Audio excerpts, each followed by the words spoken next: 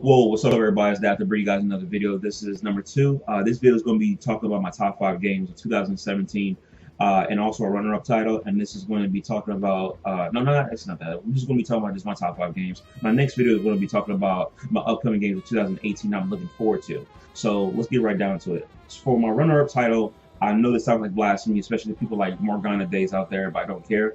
Persona 5. Persona 5 was a fantastic game, but it was the most disappointing Persona game I played in the entire franchise since the original. I've beaten all of them, every single last one of them, with the exception of Persona 3. Persona 3, I never finished, but I got really far into the game. So Persona 3 is, hey, it is what it is. So I want to talk about my biggest issues with Persona 5. Actually, I'm not going to talk about any positives. The game was good, so let that speak for yourself.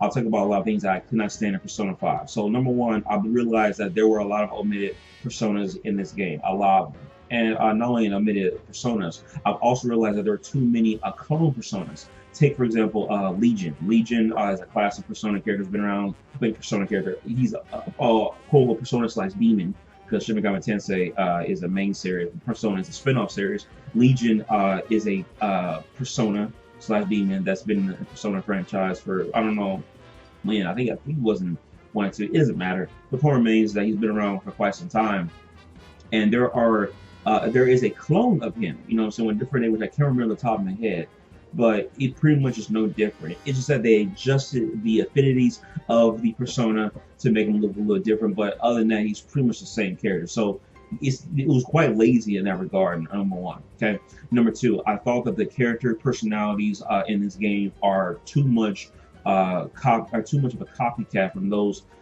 characters from Persona 4. I'm gonna spoil it for a little bit, so if you never played Persona 5, then you may want to be careful. I'll give you a spoiler warning. Okay, not right now, but one of the characters, I can't remember even the character's name because I played Persona since I beat it back in May. You know what I'm saying? I bought it in April and I beat it in May. And it took me a whole month to beat that game, 31 days, literally. So anyway, the character, I can't remember his name, the blonde dude, you know what I'm saying? Who likes to act hard. He's too much like Kanji. Very stupid, very hardcore, thuggish in that regard. You know what I'm saying? So that's him. What's his name? Who else? There's another character, Amy. Oh, is it Amy? I think it's Amy. Yeah, Amy is too much like Chie. Too much like Chie. You know what I'm saying? And the culprit, which I won't spoil it for you, which is literally spoon-fed to you, okay, it's too much like, I'm going to spoil it for you, who the culprit is in Persona 4. I'll give you a spoiler warning, 5 seconds, and I'm going to cut out. 1, 2, 3, 4, 5. Adachi. The culprit is too much like Adachi. Too much. And when you get to know the character deeper and deeper. You know what I'm saying? There's too many replicated personalities, you know what I'm saying, in Persona 5 than compared to Persona 4. Usually in every Persona game, you get a fresh brand new spanking characters with different attitudes, different characteristics and whatnot. In Persona 3, the characters are very mature. You know, with the exception of characters like Junpei, who's a little silly here and there, but not really that dumb. Just makes really stupid decisions. Persona 4, the characters are very silly, very vibrant, very upright, very energetic. You know what I'm saying? Totally the opposite. In Persona 5, we got too much of that in Persona 4. And you can clearly tell here that Atlus wanted to capitalize off Persona 4 with Persona 5 and make it mainstream, which they have done. The game has sold, I think, 2 million copies. But the characters, you know what I'm saying, it feels too much like Persona 4. Too much. Okay? So that's the big issue I have with Persona 5. Number 2, the characters are quite replicated from Persona 4 characters. Not that many differences. So that's that. Number 3, one of my biggest issues was that the game was not challenging. I didn't beat the game even on extreme difficulty. Oh, no, it's not extreme difficulty. It's called merciless difficulty. No challenge at all. Persona 4 was quite challenging in this regard. Really challenging. You couldn't use certain, you know, potions in certain dungeons. I mean, it was really too easy. It really was. There was no challenge at all. And not because, and people may say, well, it's not challenging because, you know, you probably beat all Persona games. I beat all of them since the original. My first Persona game was the original Persona. Okay? So I beat all of them. So people say you're accustomed to this. You're accustomed to a lot of the aspects of Persona. You know what I'm saying? The problem with that, though, is that the game is quite casualized. You know what I'm saying? It's very casualized. There's no challenge at all. You know what I'm saying? The affinities are actually quite uh, you know, obvious to some characters, so you can pretty much predict what this persona is weak to. So, it's quite casualized, and then, like I said, Persona 5 does have new personas as well, but it's quite casualized. So I was quite disappointed in terms of its difficulty. It was not challenging enough. I beat it even on Merciless on my second playthrough. Disappointing, disappointing. So even playing Merciless on your very first playthrough is still not that challenging. So it is what it is. Number four, there's a lot less secrets in this game. We're talking about specifically secret bosses and obtaining those secret bosses and how you go about obtaining those secret bosses. I don't think anybody has pretty much acquired all the secret bosses in Persona 4 without looking at a single guide. I pretty much beat everything almost 100% in Persona 5 without a single guide. Just some of them were just trial and error. Persona 4, you had to, really have to go out of your way to figure out how to do these certain things. Find certain bosses, like how to find Maria's dungeon, how to find, the real ultimate, the true culprit. There's two culprits. There's one culprit who's a pawn, and then there's an ultimate culprit. You know what I'm saying? There's a lot less of that in Persona 5. The Persona 5 does not shock you who the culprit is, which leads me to my fifth point. But I still nevertheless want to say that there's a lot less secrets in this game. So let's get that out of the way. Number 5, also Persona 5. The culprit is literally fed to you. The game outcome is literally fed to you, and it becomes quite spoilerish. It really, you have to you have to be an idiot to not figure out who the culprit was. You know what I'm saying? Getting the true ending in the game is not hard at all. While Persona 4, getting the true ending was quite surprising. I know this game's got like probably 7 different endings, which you can literally obtain by making small decisions. You know what I'm saying? So that's that, okay? And I want to get that out of the way too as well. And number 6, I think my biggest disappointment was the fact that you have the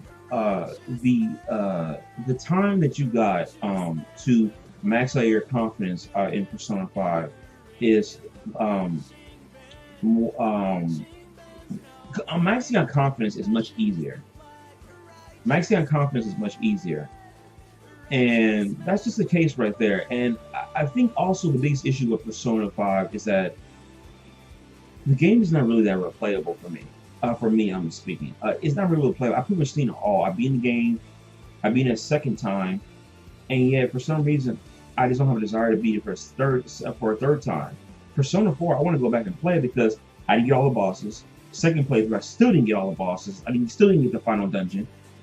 Even with a guide and doing everything properly, I still made some stupid decisions here and there about how I spent my time, and yet I still could not, find everything about the game. And I want to talk about how, going back to number 6, I think where I talk about the amount of days are being shortened. One of the biggest issues I have with Persona 5, really one of the biggest issues, is that too many days are wasted in Persona 5 to max out your confidence. Ideally in this game, you could max out your confidence without a guide if not many days were wasted. For example, if you go out on a day schedule where you spend time with your friends, you know what I'm saying, you are straight up forced to go straight to bed. You don't get an opportunity to do any other activity at nighttime. You know what I'm saying? Because of the game is a story arc. It forces you to go straight to bed.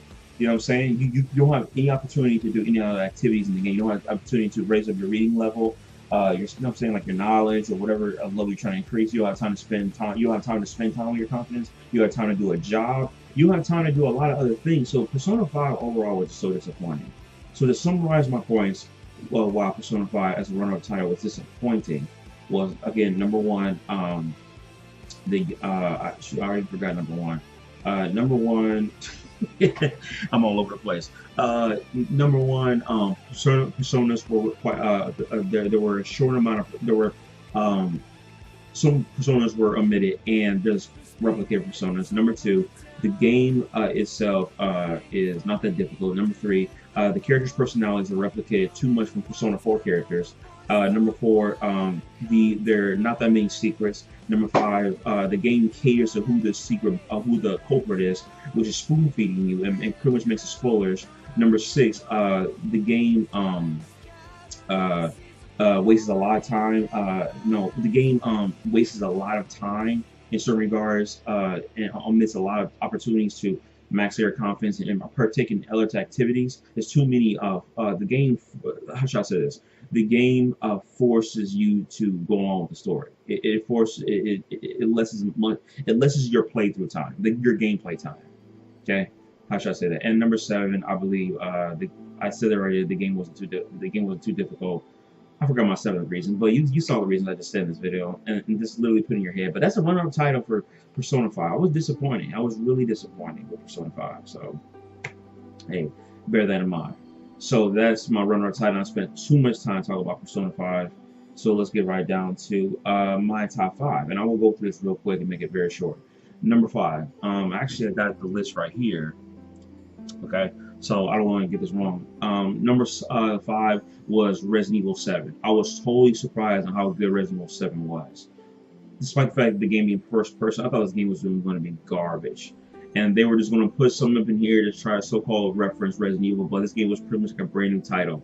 You know what I'm saying? Usually, that's why I hate about Japanese games. Usually, is that they give you a long-standing franchise, and then somewhere around along the line, they give you something that's totally new that has no relevance to the previous installments. There's no relevance, and they believe that generally speaking, Japanese games are used to making brand new games. You know what I'm saying in the series. And just completely just foregoing the canons of the other stories. But Resident Evil 7 was a story that does capitalize on Resident Evil franchise, and the Not a Hero DLC speaks more volumes about that. But we are here talking about Capcom. We're here at Capcom talking about Resident Evil 8 already. So looking forward to that whenever that comes out. We still need Resident Evil 2 remake.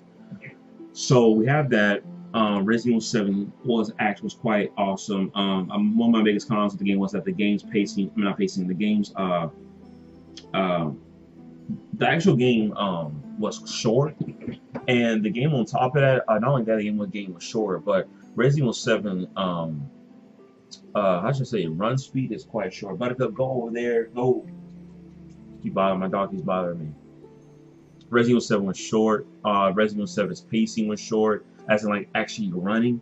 It's quite short, and it's not too difficult. Very interesting gameplay. You should check it out. Again, I want to get these videos out of the way, so please forgive me if I haven't done an in-depth review.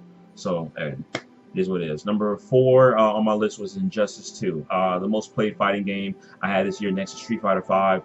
Injustice 2 has become since launched back in May 2017 of last year. It was quite a zoning based game, and to this day it still is. It's zoning heavy, but Injustice 2 makes a lot of improvements from the previous installments. The character selection is more refined, bigger variety, less clones. All the characters from previous games like Cyborg, and instead of having Scorpion, we got Sub-Zero. Other characters are, again, just refined, good characters you should look at. And the gameplay, I enjoy it quite a bit. Number 3, sorry folks, this is really half, you know what. Number 3 is Metroid Samus Returns. A fantastic platform for Nintendo 3DS. I loved it very, very much. It was something I very needed. I needed 2D Metroid to at least fill my void into waiting for Metroid Prime 4, which is going to be a masterpiece of the game, which I can't wait. Which sadly Retro Studios is not working on, but Retro Studios has hired a new person for whatever they're doing, so they're probably making their own games. I mean, I don't know what Retro Studios is doing. I don't know what game they've made. You know what I'm saying? Since Donkey Kong Tropical Freeze. You know what I'm saying? So it's been 3 years now. Actually, we're going 4 years now. They haven't made a single game yet. You know what I'm saying? So I don't know what they're doing. So we have that. I needed something to fill the void in, and Metroid Samus Returns was good. I'm glad that game got a remake. I always talked about how Metroid 2 really needed a remake. You know what I'm saying? That game really needed a remake. You know what I'm saying? Than other games because they're so old. But we no longer have to worry about that. Super Metroid does not really need a remake. We don't need a remake of that game. We don't need a remake of Metroid Fusion. We don't need a remake of Metroid Prime 1, 2, and 3 Corruption. We do need HD remaster those games to get more people involved in the series for Nintendo Switch, which I think Nintendo should do. But Metroid Samus Returns was indeed a great platformer. And Number four, sorry, number two, I'm sorry, on the list was Neo. Neo. I have noticed, I won't say I have no desire, but it's hard for me to get back into the Dark Souls franchise knowing Neo. The capitalize on Dark Souls meets Omniusha meets Ninja Gaiden. It was literally all three in one. And the story was fantastic, fantastic cutscenes, fantastic voice acting, combat's refined, very fast paced, different combat styles, multiple items, multiple lore. You know what I'm saying? Interesting bosses, tons of content, cheap seasons pass. What else? A lot of things was so good in Neo. Music, soundtrack, everything about the game was just on point. The game is not graphically that good looking. You know what I'm saying? It looked like it actually belongs on a PlayStation 3 title, which I've heard at first that this game was worked on as a PS3 title. After Dark Souls 1 that came out, you know what I'm saying, on the PS3 and the 360. And so that was the case right there. So it is what it is. But Neo is literally like the pinnacle of like the everything I hate about Souls franchise is fixed in this game, with the exception of not still being able to pause in game. So, you know what I'm saying? I mean, you can pause, but you can't stop the gameplay from going on. You know what I'm saying? Even if you're there, and I think even when you're offline, you know what I'm saying, you don't get invaded, which that's another thing I love about Neo. You don't get invaded. I hate it. Honestly, I've always hated the aspect of being invaded in Dark Souls. I really don't like that at all. It really ruined my enjoyment of the game. Okay, my focus, especially if I was struggling on the boss. The last thing I'm going to deal with is somebody invading my game. I thought it was actually quite a nuisance. So Neo was nearly a masterpiece. I gave that game a 9 out of 9. Just man, actually, I want to give that game a 9.5 out of 10. I mean, it's just amazing. And the season pass of the game that came out later this year of content is just mouth-fulling, man. I mean, just filled with content. So good stuff on Team Ninja on that, and we already want to see. They're talking about that they want to capitalize on Neo. Give us Neo 2, please give us Neo 2, please. I bought the game again on PC via the Complete Edition, so it's phenomenal. And lastly, my game of the year 2017 was Horizon Zero Dawn. Blew me away. You want to talk about a game that is cracked for the veins? That game literally was cracked for the veins. I couldn't put it down, but I still didn't finish it. And I got the Frozen Wilds DLC, and I'm looking forward to playing it. If you're a PSN Plus member, you got it when it first, not first when it came out, but I think like when the Black Friday sales had started, it was 25% off. I mean, come on. I mean, Sony doing that? I mean, that's just so generous. I never seen season passes getting percentage off shortly after they come out. Season pass only is $20, and it's filled with content. I mean, this is how you do content properly. Neo, the season pass for Neo and for Horizon Zero Dawn is how you do content. I mean, that's why I've heard that the content is for Horizon Zero Dawn, the Frozen Wilds DLC is definitely worth the $20. You know what I'm saying? Well, I'll pay $15, like I said. So, it was 25% on, by the way. If I said 20%, please forgive me. But Horizon Zero Dawn blew me away. Big, massive variety of enemies in the game. Massive variety, different approaches on how you can take them all out. Different weak points in their game. You know what I'm saying? Recommendations for those monsters, how to fight them properly. Upgradable system with RPG elements. A skill tree. Fantastic voice acting, fantastic graphics. I don't even have a PS4 Pro. I don't have a 4K TV, and the game looks gorgeous. Anything on PC, you know, so with the exception of some tessellation and some grass effects and stuff like that, you know, typical stuff. Shadows, you know, different times of the day, different all types of different weapons and how they play, how they're utilized. I mean, just game was amazing, and I still have not finished it. And honestly, that may be my next game after I play after I beat Monster Hunter 4 Ultimate. I was really thinking about doing Donkey Kong Tropical Freeze, but we'll see how things go. But folks, those are my top 5 games. And my runner-up, again, from chronological order, Persona 5 runner-up. Number 5 was what did I say? Resident Evil 7. Number 4 was Injustice 2. And number 3 was Metroid Samus Returns. Number 2 was Neo. And number 1 was Horizon Zero Dawn. So this 2017 was mind-blowing. We had games like Kingdom Hearts 2.8. We had Nier Automata, or Automata, how you pronounce it. We had Defending Original Sin 2. We had Yooka-Laylee, right? I believe came out last year. We had that. You know what I'm saying? I mean, never. I know that's disappointing to the Banjo-Kazooie fans out there, but still, nevertheless, man, you want something to get your hands and dirty on. We had tall types of great indies out there. I mean, just Shantae, have Genie Hero, which I believe is actually 2015. I'm sorry, my bad, but we're getting more DLC for it. You know what I'm saying? There's all types of games come out last year. Vampire is supposed to come out, but it got delayed. You know what I'm saying? We got Kingdom Hearts 1.5 plus 2 HD remix. We got release year for Kingdom Hearts 3. 2018 is going to be the year of 2000 of Kingdom Hearts 3, so I'm looking forward to it. So this is 2017 was awesome. Yakuza 0, Gravity Rush 2, talk to me. So folks, that's it. I want to keep this video short. I'm done. You guys have a good day. Those are my top 5 games and runner-up title for 2017.